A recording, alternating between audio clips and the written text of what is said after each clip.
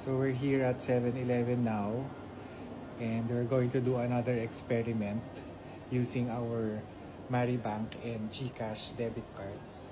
We will withdraw the exact same amount for Maribank and GCash to see whether they will charge us a fee and how much their forex will be. Again, we'll use our GCash first.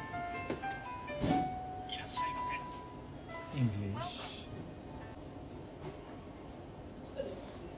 Withdrawal. And it will say that there's a 110 Japanese yen fee for a 10,000 yen withdrawal and 220 Japanese yen for 20,000 Japanese yen withdrawal. Choose savings. Then of course the PIN.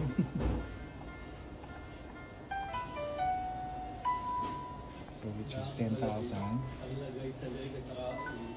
Confirm. So accept without conversion.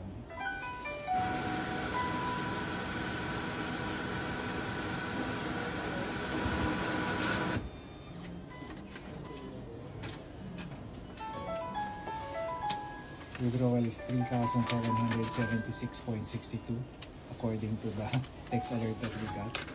We'll document it later. Thank you. We'd like to serve you again. Next, Maribank.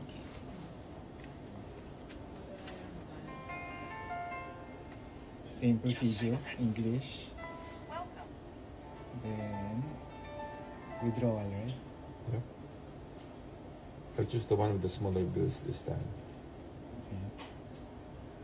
But it's the same, no? Yeah. It won't affect the rate No, and I the don't think fees. so.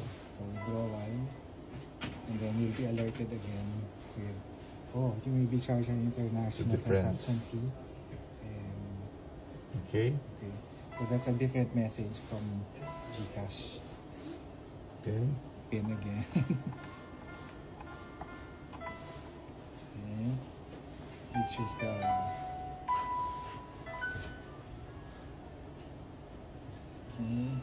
accept without conversion.